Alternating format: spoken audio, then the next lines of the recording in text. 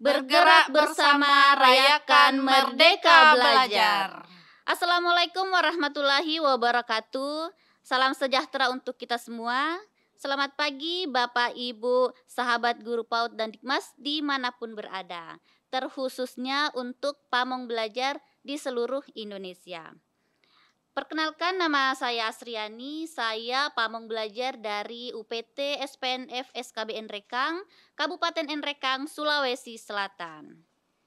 Dalam rangka memeriahkan apresiasi guru dan tenaga kependidikan tingkat nasional dan menyambut Hari Guru Nasional tahun 2023, hari ini kita kedatangan tamu spesial seorang pamong belajar dari Kota Randang, Payakumbuh, Sumatera Barat.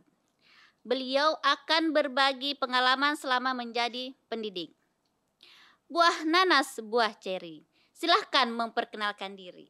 Ya, terima kasih atas kesempatan yang diberikan kepada kami. Nama Sasmita SH, pamong belajar dari SPNF SKB Kota Payakumbuh, Sumatera Barat.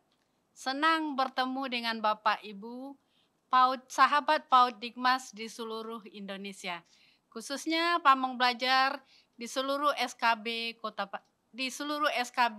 di Indonesia. Alhamdulillah. Ibu, bagaimana perasaannya sudah tiba di titik sekarang ini? Alhamdulillah, senang luar biasa. Jadi saya tidak menyangka kalau saya akan dikirim sebagai peserta apresiasi 2023 ke Jakarta ini. Wah, alhamdulillah. Sama Bu ya. Jadi kami ini adalah sama pamong belajar, cuman bedanya beda perwakilan provinsi. Jadi kita sama-sama bahagia dan senang Bu ya. Yeah. Banyak pengalaman, banyak kenalan ya. Yeah. Oke, dari mana sih sebenarnya Ibu dapat informasi terkait apresiasi GTK ini? Ya, terkait informasi yang saya peroleh adalah dari grup IPABI Nasional. Ya. Kemudian dari Dinas Pendidikan Kota Payakumbuh dan PGP Sumatera Barat. Iya, betul. Kalau dari sosial medianya sendiri Bapak Ibu, Kemendikbudristek bagaimana? Ya, ada dari Ada medsos juga. ya, Kemendikbudristek. Iya, jadi buat teman-teman pamong belajar dimanapun berada, itu untuk mendapatkan informasi mengenai kegiatan apresiasi ini, itu tidak susah. Jadi tinggal cek saja deh sosial medianya Kemendikbudristek. Ya. Selanjutnya, apa yang memotivasi Ibu sampai mengikuti apresiasi ini? Ya.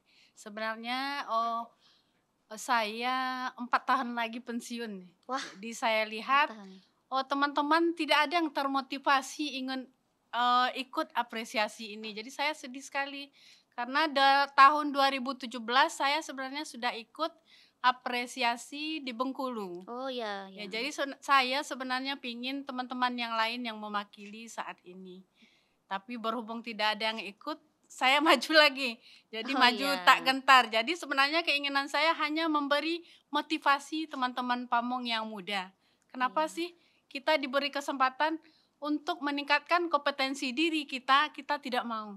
Karena di sini kita bisa ketemu orang-orang hebat. Iya, sahabat PAUD Dikmas di seluruh Indonesia. Iya, betul sekali. Jadi ini pertanyaan nih buat teman-teman pamong belajar se-Indonesia nih, kenapa nih nggak ada yang mendaftar? Sedangkan Ibu aja yang 4 tahun lagi sudah pensiun maju tak gentar. Ya Bu ya. Yeah. Nih, ini pembelajaran buat kita semua, buat refleksi itu kira-kira kenapa ya?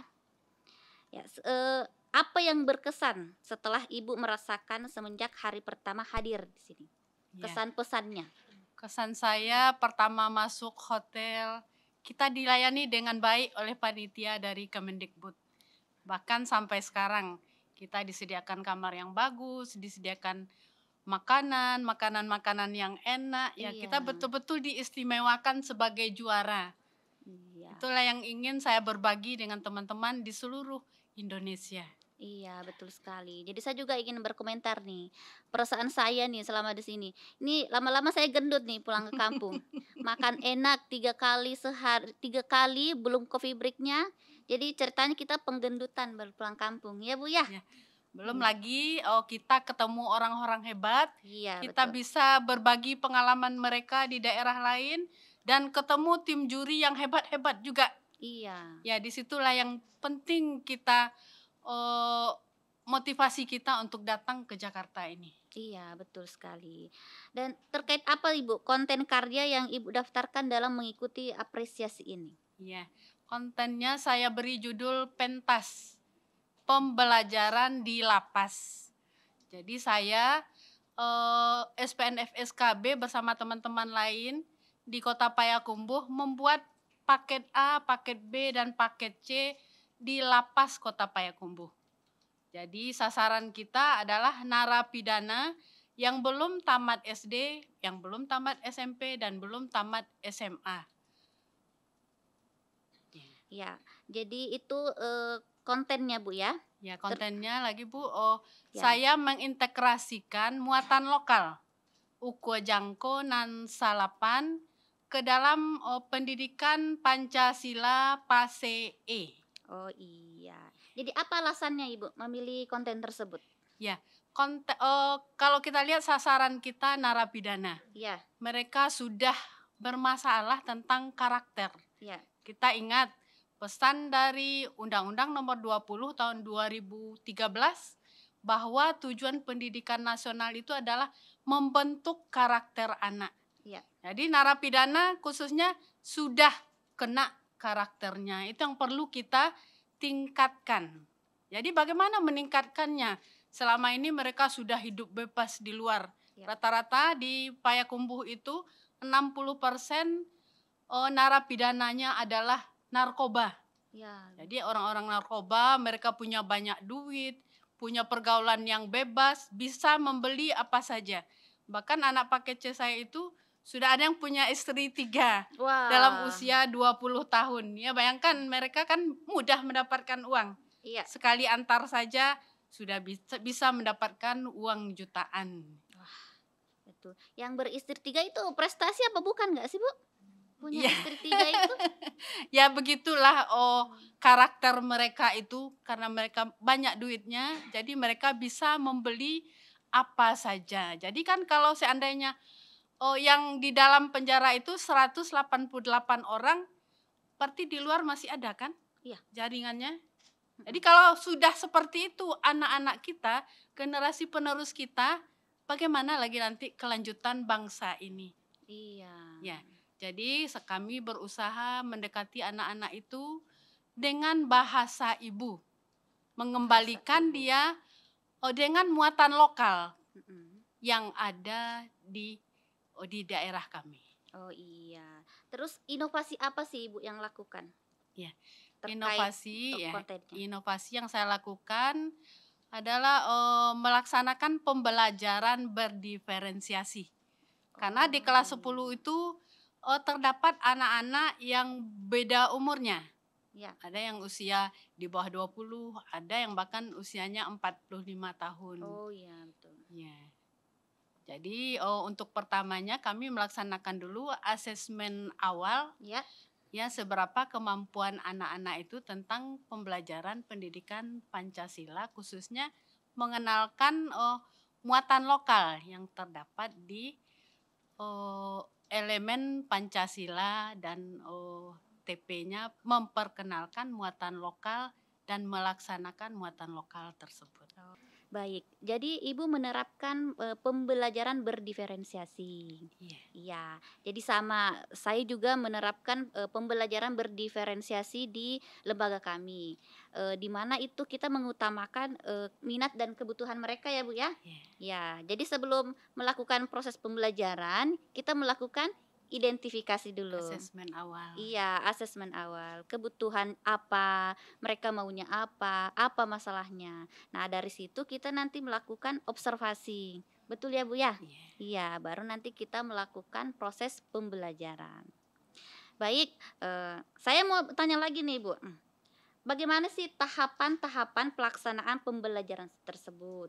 Supaya teman-teman kita yang lain, pabong belajar di seluruh Indonesia bisa, memanfaatkan metode yang Ibu lakukan, terutama, metodenya di lapas para tahanan.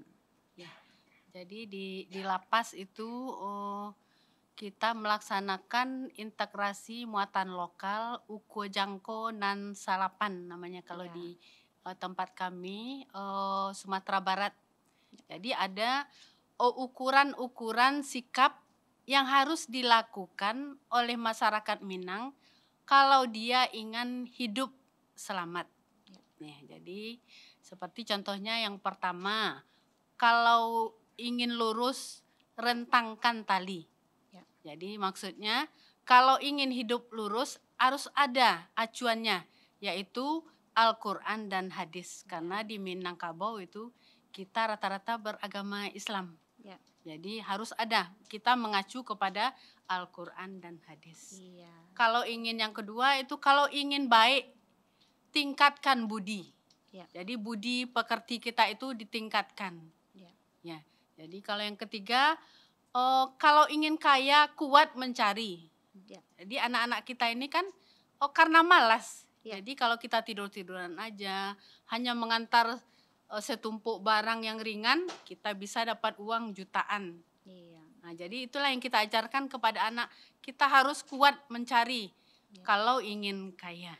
iya, Jadi itu kira-kira caranya, tahapan pembelajarannya tentu kita membuat setelah melihat elemen, capaian dan tujuan pembelajaran, kita tentu membuat modul ajarnya. iya, betul Ya. sekali. Di dalam modul ajar, ya kita tadi sudah melaksanakan asesmen awal. Ya, Ya kita sudah mengenal anak-anak kita, cara gaya belajarnya bagaimana, Betul. apa yang dibutuhkannya. ya, Ya, kalau saya lihat anak-anak di LP itu dia butuh belayan kita. ya, Jadi karena selama ini mereka itu hidup bebas tanpa aturan. Ya. Jadi hidup dengan teman-teman tanpa aturan, hidup mabuk-mabukan. Jadi setelah di LP itu mereka ada yang menyadari, bahkan ada juga yang enggak menyadari. Tapi Ya. bagaimana usaha kita agar dia bisa dengan pembelajaran yang kita berikan, mereka mengerti, mereka harus sudah berubah karena sudah di pesantren selama 6 tahun itu minimal. iya, betul. Ya, jadi setelah kita membuat modul ajar, kita melaksanakan pembelajaran. Ya, yang malas-malas itu saya biasanya di awalnya memutarkan dulu video. Ya, Video uko jangko yang selapan itu. Jadi terlihat oleh dia, oh begini caranya. ya, Ya. supaya terinspirasi, Bu, Supaya ya. terinspirasi Iya, kalau dia betul. itu harus berubah. Ya, Kemudian untuk yang kinestetik biasanya saya berikan metode diskusi. ya, Jadi anak-anak itu senang. Seperti yang saya kirimkan di YouTube itu ada rekamannya. ya, Anak-anak berdiskusi. Kemudian saya suruh masing-masing kelompok presentasi di depan. ya, Jadi mereka merasa dihargai. ya, Kalau betul. selama ini barangkali hidup bebas, tidak pernah dihargai. Sekarang kita suruh diskusi, Ya. presentasi, kemudian hasil diskusinya kita berikan asesmen dengan tepuk tangan. Ya. Jadi mereka sangat senang sekali. Iya, diberikan apresiasi. Iya, diberikan Iya, apresiasi untuk mereka. iya, Jadi penghargaan inilah barangkali sebagai manusia ya, walaupun mereka sudah dianggap hina oleh polisi, oleh jaksa, mereka sudah anti itu dengan polisi, dengan jaksa karena Iya. mereka sudah dijatuhi hukuman yang sebenarnya mereka tidak suka. iya, Iya. Jadi itulah yang bisa kita berikan di lapas. Barangkali masih banyak di lapas-lapas yang lain. Ketika saya wawancara dengan kepala lapas itu rata-rata 50% ke atas di Indonesia kasus narkoba. ya, Usianya 17 tahun sampai 40 tahun. Rata-rata itu mereka tidak tamat sekolah. Karena sebabnya hanya dua, ekonomi dan pengaruh lingkungan. Iya. Jadi barangkali teman-teman SKB lain juga bisa. Sasaran kita ada di lapas. Mereka butuh kasih sayang kita. Mereka butuh uluran tangan kita. Karena mereka sudah dikucilkan dari keluarganya. Iya.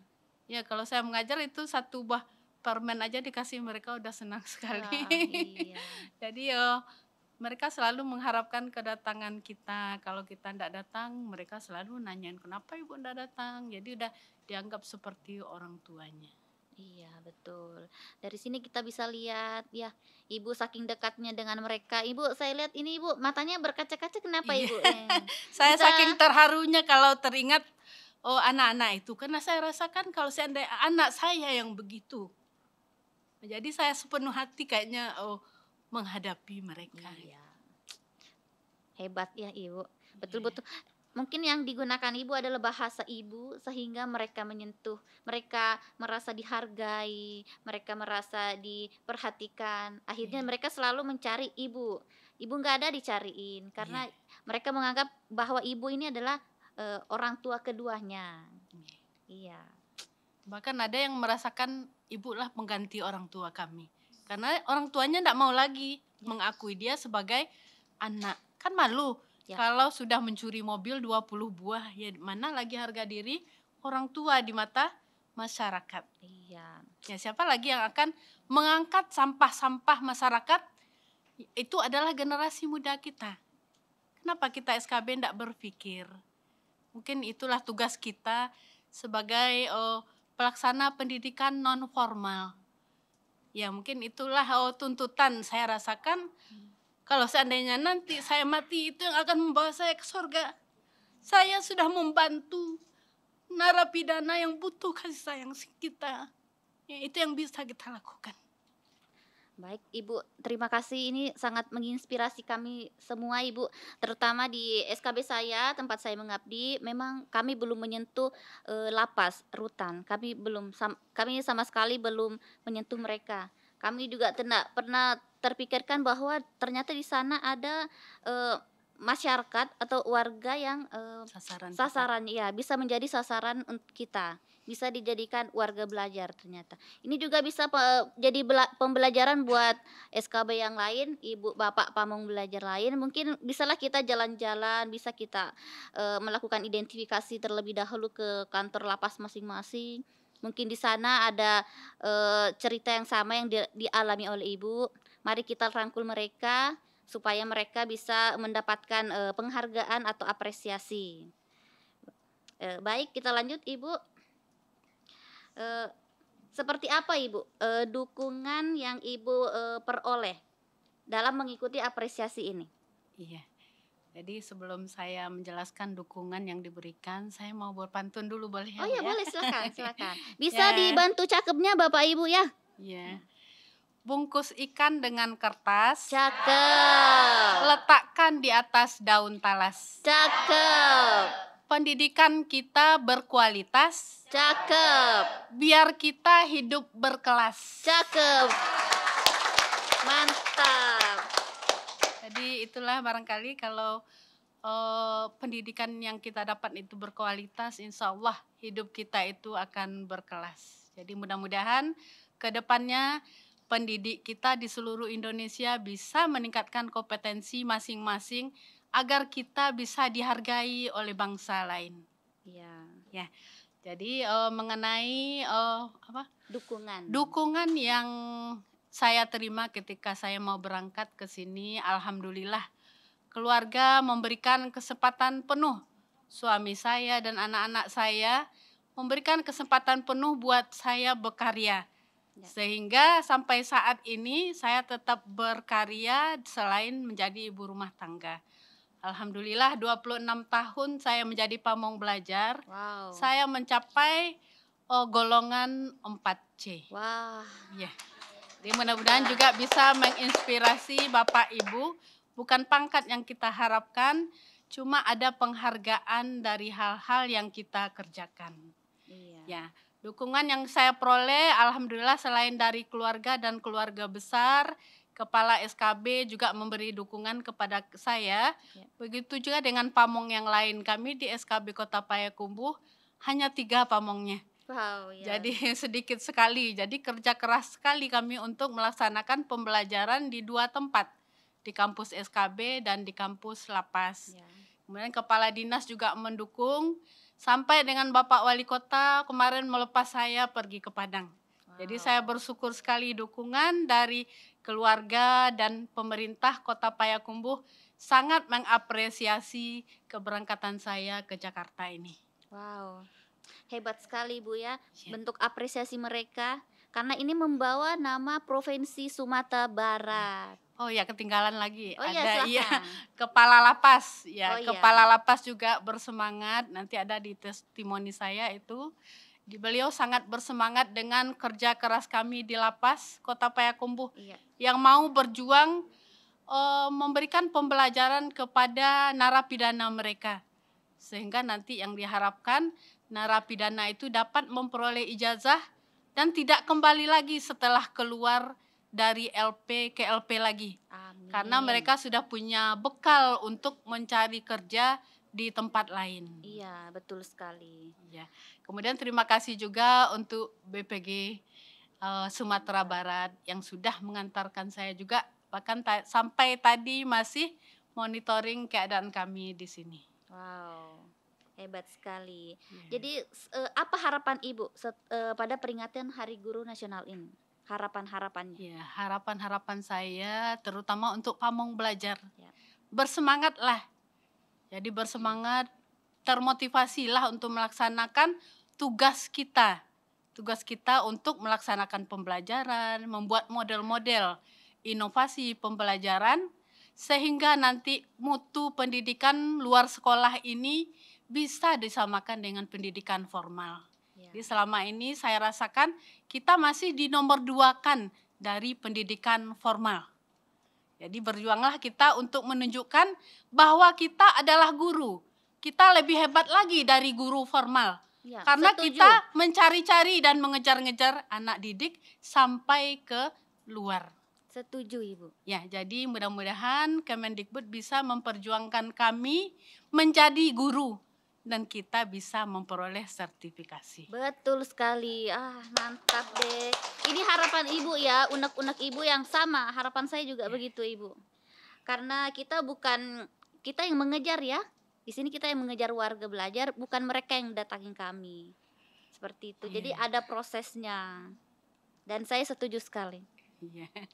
Nah, sekarang program atau aktivitas yang akan Ibu lakukan sebagai tindak lanjut setelah pulang dari Jakarta nanti? Ya, setelah pulang dari Jakarta, saya akan berbagi dengan sesama Pamong Belajar dulu di seluruh Sumatera Barat. Ya. Kemudian tutor-tutor yang ada di Sumatera Barat. Ya.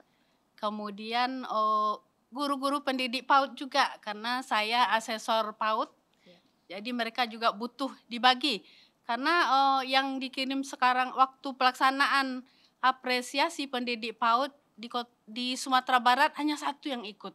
Wow. Padahal banyak guru-guru PAUD yang bisa melaksanakannya. Jadi kenapa mereka tidak termotivasi? Jadi itu yang akan saya usahakan untuk memotivasinya, berbagi dengan apa yang saya peroleh di sini. Mudah-mudahan mereka bisa meningkatkan kompetensi diri mereka masing-masing untuk memajukan pendidikan nasional. Iya, betul sekali. Jadi sepulang dari sini nanti Ibu banyak tugasnya nih. Iya. Bagaimana memotivasi para ibu guru supaya dia mau ikut untuk tahun depannya. Iya, betul. Sampai di sini sebelum kita tutup mungkin ada pertanyaan dari Bapak Ibu mengenai apa yang disampaikan Ibu tadi. Ya, silahkan. Baik, terima kasih kesempatan kepada saya diberikan untuk bertanya. Saya Nyoman Mardika dari SPNF SKB Kabupaten Sigi, Provinsi Sulawesi Tengah. Menarik sekali materi atau praktik baik yang sudah dilakukan oleh Ibu Sasmita ya dari Payakumbuh. Cuma pertanyaannya Bu, kenapa harus di lapas? Gitu kan? Karena bukannya di lapas itu berisiko. Kita berhadapan dengan orang-orang yang bermasalah, dalam tanda petik bermasalah. Kalau istilahnya Ibu tadi, karakternya sudah kenal gitu ya. Orang-orang yang hidupnya bebas, mabuk-mabukan dan lain sebagainya. Bukankah berhadapan dengan orang seperti itu bermasalah. Kemudian bukankah juga orang-orang seperti itu agak sulit diarahkan untuk mengikuti pembelajaran kita gitu. Juga kalau kita lihat kan masih banyak sasaran kita di luar lapas itu, begitu yang perlu kita jangkau. Bukan kenapa harus mengambil risiko ke lapas, itu saja Bu. Terima kasih. Baik, terima kasih Bapak atas pertanyaannya. Ini dari Bapak Inyoman Mahardika dari UPT SPNF SKB Kabupaten Sigi, Sulawesi Tengah. Baik Ibu, ini ada pertanyaan dari Bapak Inyoman, Ya, katanya kenapa harus dilapas gitu? Kan banyak tuh Bu tempat lain gitu. Kenapa ya, harus dilapas dan mengambil resiko? Sedangkan Ibu sudah tahu resikonya apa saja. ya. Ya, silahkan. Ya, terima kasih atas kesempatan yang diberikan. Ya, memang itu adalah suatu tantangan bagi kita, Pak. Ya, kita kan melaksanakan program ada dua. Yang satu di kampus SKB, jadi semua warga masyarakat yang putus sekolah bisa masuk ke SKB. Kemudian di lapas, siapa lagi yang akan mengetuk anak-anak kita yang di lapas? Mereka adalah generasi penerus kita. Kalau seandainya kita pendidikan non formal tidak mau menyentuh mereka, seandainya mereka keluar lagi, apa yang akan mereka kerjakan? Tentu kita akan digerogoti oleh orang-orang jahat. Mereka barangkali 188 di dalam LP, 3 kali lipat barangkali ada jaringannya di luar. Kalau seandainya semua itu di lingkungan kita, apa yang akan terjadi? Makanya kami merasa berkewajiban, tersentuh, terpanggil untuk mengadakan kegiatan paket C, merubah karakter mereka. Pada semulanya memang rasanya tidak mungkin ya Pak ya. Saya 3 bulan mau diturunkan SK untuk mengajar di situ, saya sudah berpikir-pikir sanggup nggak saya di LP itu mengajar. Yang akan saya hadapi penjahat, pembunuh, narkoba, pemerkosa, penipu. Semuanya laki-laki, kami di LP laki-laki. Nah, makanya kata kepala saya, kita buat dulu Bu, kita coba aja, Ibu jangan takut. Nanti yang senior dulu mengajar, karena yang muda kan takut juga. Ya, yang muda lebih takut lagi daripada kami yang tua-tua. Ternyata setelah kami mulai mengajar 1 kali 2 kali, apa yang kita bayangkan itu tidak seperti itu. Mereka butuh kita. Mereka butuh belayan kita, mereka butuh perhatian kita. Mereka butuh kata-kata kita sebagai orang tua. Karena rata-rata mereka sudah dibuang oleh keluarganya. Sudah sekian lama mereka berkeliaran di luar lingkungan keluarga. Jadi bagaimana bentuk karakter anak-anak itu kira-kira? Ada yang itu umur 20 tahun, sudah punya istri 3. Bayangkan, semuanya keluarganya berantakan. Bahkan kemarin itu menjelang saya berangkat, ada yang mau bunuh diri, meminum super pel, itu yang ada di LP kan. Nah, diminum super pel karena dia baru nikah sebulan tertangkap narkoba. Kemudian istrinya lari dengan temannya sendiri. Ya memang menyakitkan, jadi bagaimana kita memberikan penjelasan kepada anak-anak itu untuk menerima apa yang sudah ditakdirkan oleh Allah. Jadi barangkali disitulah bisa mungkin medan dakwah bagi kita untuk menabung amalan. Ya kalau kita ditanya oleh Allah, nanti apa yang sudah kamu kerjakan? Ya ini Allah, mudah-mudahan bisa membawa saya ke surga. Ya. Amin. Jadi barangkali untuk teman-teman di SKB seluruh Indonesia, sentuhlah lapas ini. Banyak generasi muda kita, mereka rata-rata anak-anak cerdas Pak. Lebih cerdas dari anak-anak kita yang di kampus SKB. Karena cerdaslah mereka bisa mencuri motor itu 20 buah. Ya. Mencuri mobil sampai 100 buah. Ya. Karena mereka ahli dalam merakit remote mobil ini. Ya, betul. Ya, ada yang bisa membuat peta konsep. Ya. Saya senang itu, coba bikinkan saya peta konsep. Bisa dia jalan-jalan tikus itu bisa semua. Jadi Payakumbuh itu tergambar, dia tahu dia kemana-mana dia harus lari. Wow. Jadi ini kan bisa kita manfaatkan. Hebat Bu ya. Ya hebat, mereka anak-anak cerdas. Luar biasa. Ya. Jadi karena cerdasnya itulah mereka barangkali menentang orang tua yang barangkali belum mendapat parenting. Jadi jadi menentang orang tua, lari dari rumah, disambut oleh komunitas yang tidak baik. Ya. Jadi siapa lagi yang akan menampung mereka? Tentu kita pendidikan non formal. Iya. Ya, Betul. mudah-mudahan nanti teman-teman di SKB atau di PKBM yang lain juga bisa banyak lebih dari 60% anak-anak muda kita yang perlu dirangkul di sana. Iya, betul sekali. Jadi itulah tugasnya kita, pamong belajar di dunia pendidikan non formal. Ya, bagi yang putus sekolah, tidak mau sekolah, itu ya tugas kita Bu ya, merangkul mereka. Kitalah tempatnya kami. Itulah mereka, kami ini tempatnya mereka, seperti itu.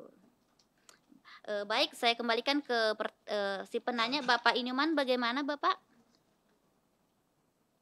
Sudah cukup. Terima kasih. Baik, atas terima penjelasannya. kasih. Semoga ini menjadi inspirasi juga di tempat kami di Amin. Amin. Oke, terima kasih Bapak Inyoman dari UPT SPNF SKB Kabupaten Sigi, Sulawesi Tengah. Oh boleh, silakan.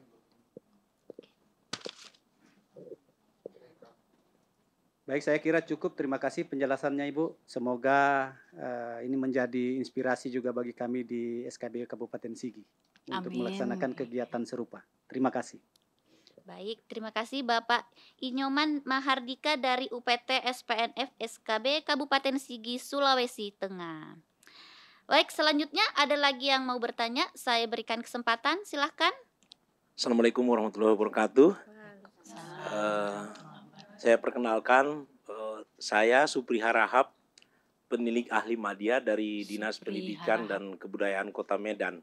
Ibu Sasmita, ketika Ibu mengangkat kearifan lokal, kreativitas saya akan terpantik untuk bertanya. Ibu tadi menyampaikan di sini di hadapan kami ada 8 ajaran di Minangkabau. Baru 3 poin yang Ibu sampaikan tadi.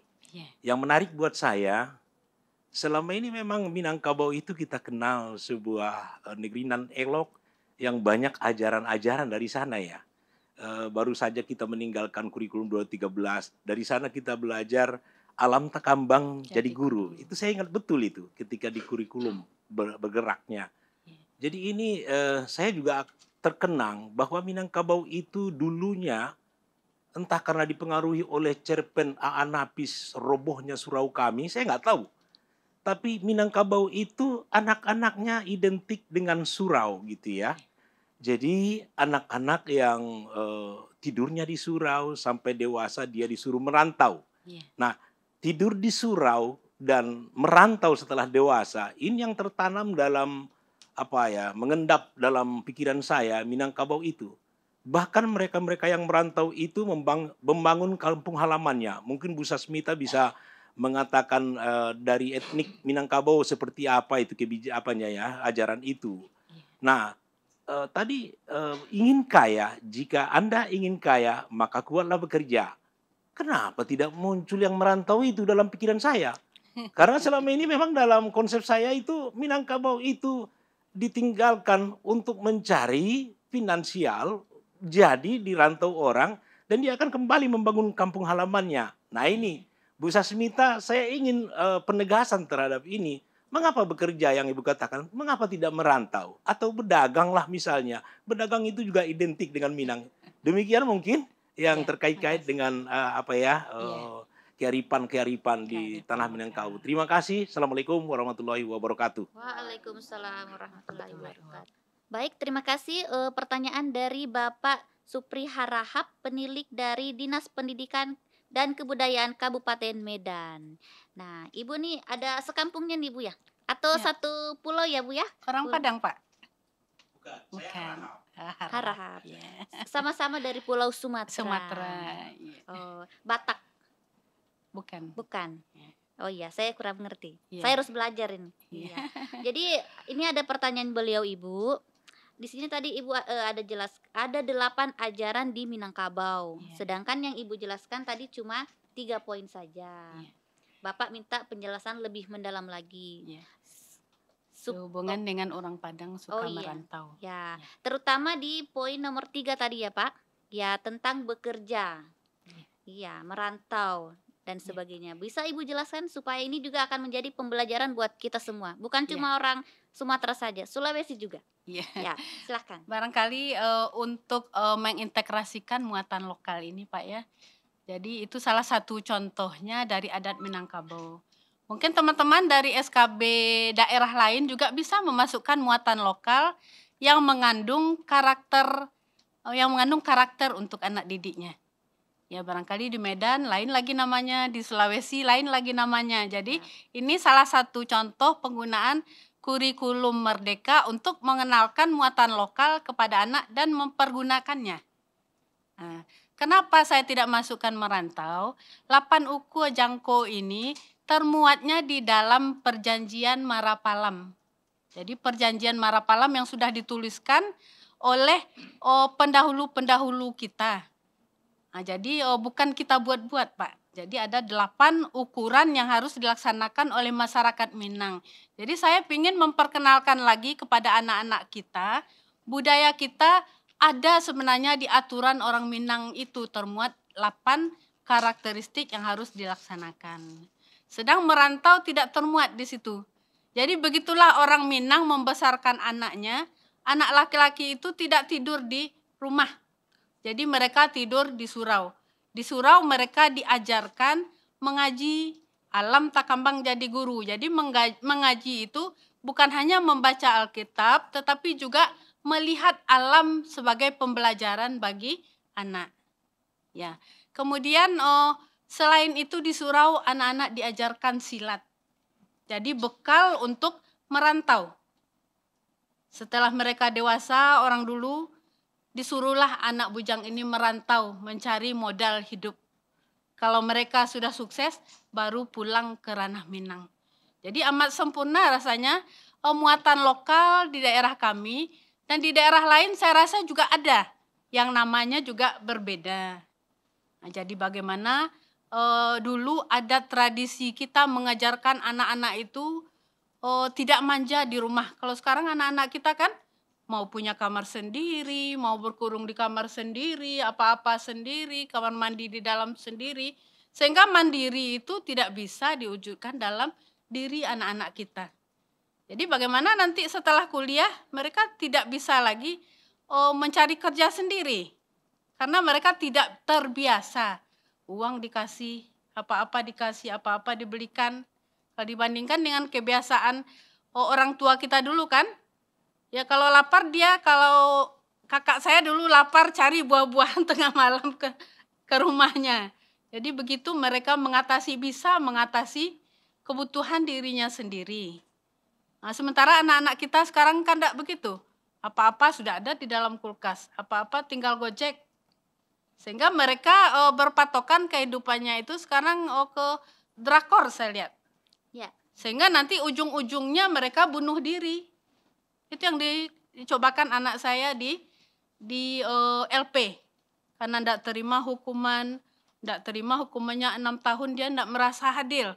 Dia tidak merasa bersalah, katanya, Bu, saya tidak salah. Saya cuma mengantar barang itu. Ya, mengantar barang itulah yang salah. Di dalam aturan kita tidak boleh memegang barang itu.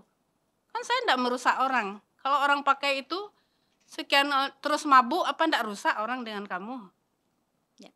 Jadi mungkin itu yang perlu kita jelaskan kepada anak, bagaimana dia bisa menerima apa yang telah ditakdirkan kepada Allah. Jadi saya menjelaskan, Nak, kamu ini adalah orang yang beruntung. Kenapa, Bu? Kok saya dikurung di sini 6 tahun, Ibu katakan beruntung? Coba teman-teman kamu di luar sekarang sholat enggak dia? Ngaji enggak dia? Belajar ngaji enggak? Belajar paket C enggak? Kamu di sini beruntung. Pagi kalau siapa yang tidak sholat, dihukum. Siapa yang tidak baca Al-Quran, dihukum. Siapa yang tidak sekolah, dihukum. Kan beruntung. Hamka saja di penjara, selesai olehnya tafsir. Nah, itu yang perlu kamu coba. Jadi kebetulan saya juga dulu 2017, karena ikut apresiasi, baru 10 besar. Jadi diundang ke Pontianak, apresiasi 2018, diajar menulis buku. Jadi saya juga mengajarkan kepada anak-anak, isilah, Nak, tulis semua pengalaman kamu, nanti Ibu akan coba membantu kamu agar buku ini terbit, kamu akan dapatkan uang dari situ. Dia ada sekarang itu yang udah mulai menulis, tulis saja apa saja yang teringat. Alhamdulillah, ya mungkin ya butuh kita-kita ini yang akan meluruskan anak-anak itu lagi, karena mereka tidak dapat perhatian lagi dari orang tua dan keluarganya. Jadi barangkali untuk Bapak juga penilik, mungkin bisa menganjurkan untuk pendidikan non formalnya khususnya SKB dan PKBM untuk menyentuh anak-anak kita ini. Karena nanti kalau mereka keluar tidak ada modal ijazah, mereka akan kembali lagi ke komunitasnya. Jadi anak-anak yang mabuk dan narkoba itu akan semakin banyak di lingkungan kita. Otomatis keamanan kita akan terancam kan? Kalau mereka tidak punya pekerjaan, dengan apa mereka makan? Selama 6 tahun di LP, mereka dapat makan 3 kali sehari dengan lauk berganti-ganti. Ya sekarang udah enak di LP Pak. Pagi ikan, siang ayam, malam daging. Snacknya 2 kali sehari seperti kita pelatihan. Wow. Makanya sekarang istilah mereka masuk pesantren. Ya. Ya ada tuh anak paket A saya juga di SKB, bapaknya kemana? Kok udah pernah datang ke sini kalau diundang? Bapak saya lagi pesantren di Padang, Bu. Pesantren apa? Di LP Padang. Jadi Iya. udah mulai berganti istilah itu. Jadi LP jadi pesantren. Jadi dalam tujuan saya bagaimana menjadikan sangkar ini menjadi sanggar. Sanggar kegiatan belajar. Ya, kalau selama ini mereka hanya dikurung, kenapa mereka tidak ditingkatkan kemampuannya untuk melatih otaknya, meningkatkan kompetensi diri.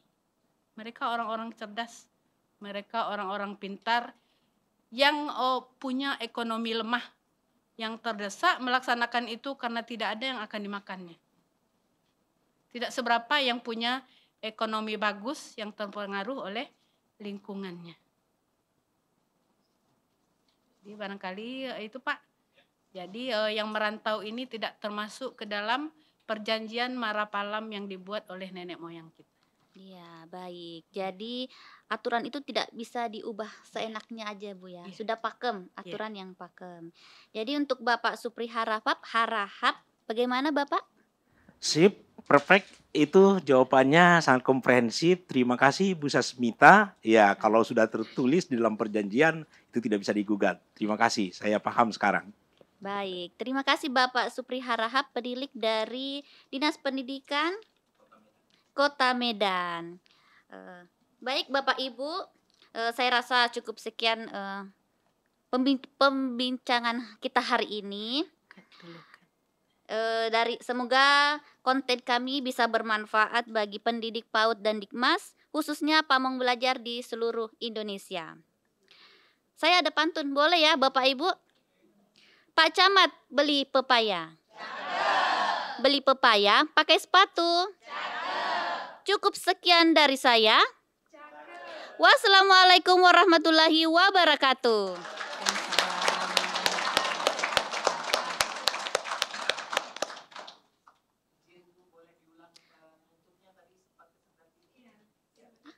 Ulang lagi penutupnya, tersendat sedikit. Yang bagian Cukup sekian. oh cukup sekian, baik.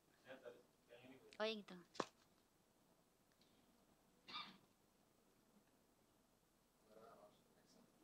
Cukup sekian dari kami. Mudah-mudahan konten ini bisa bermanfaat bagi kita semua, pendidik PAUD dan Dikmas, khususnya pamong belajar di seluruh Indonesia.